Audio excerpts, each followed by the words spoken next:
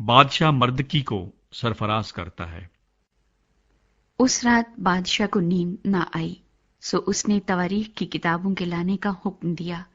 اور وہ بادشاہ کے حضور پڑھی گئی، اور یہ لکھا ملا کہ مردکی نے دربانوں میں سے بادشاہ کے 2 خواجہ سراؤں بگدانہ اور ترش کی مخبری کی تھی، جو اکسفیرس بادشاہ پر ہاتھ چلانا چاہتے تھے۔ بادشاہ نے کہا، اس کے لیے مردکی کی کیا عزت و حرمت کی گئی ہے؟ بادشاہ کے ملازموں نے جو اس کی خدمت کرتے تھے کہا کہ اس کے لیے کچھ نہیں کیا گیا، اور بادشاہ نے پوچھا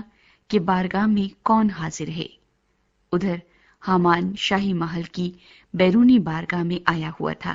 کہ مردکی کو اس سولی پر چڑھانے کے لیے جو اس نے اس کے لیے تیار کی تھی بادشاہ سے عرض کرے۔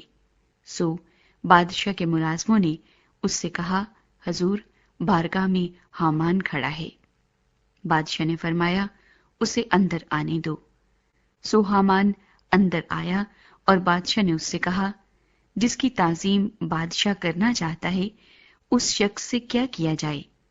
حامان نے اپنے دل میں کہا کہ مجھ سے زیادہ بادشاہ کس کی تعظیم کرنا چاہتا ہوگا؟ سو حامان نے بادشاہ سے کہا کہ اس شخص کے لیے جس کی تعظیم بادشاہ کو منظور ہو،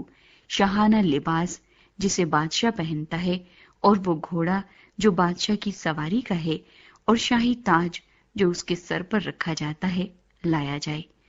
اور وہ لباس اور وہ گھوڑا بادشاہ کے سب سے اعلیٰ نصب عمرہ میں سے ایک کے ہاتھ میں سپرد ہو، تاکہ اس لباس سے اس شخص کو ملبس کریں جس کی تعظیم بادشاہ کو منظور ہے، اور اسے اس گھوڑے پر سوار کر کے شہر کے شارع عام میں پھرائیں،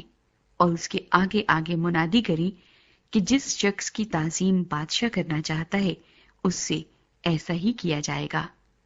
تب بادشاہ نے حامان سے کہا، جلدی کر اور اپنے کہے کے مطابق وہ لباس اور گھوڑا لے، اور مردکی یہودی سے جو بادشاہ کے پھاٹک پر بیٹھا ہے ایسا ہی کر جو کچھ تو نے کہا ہے، اس میں کچھ بھی کمی نہ ہونے پائے۔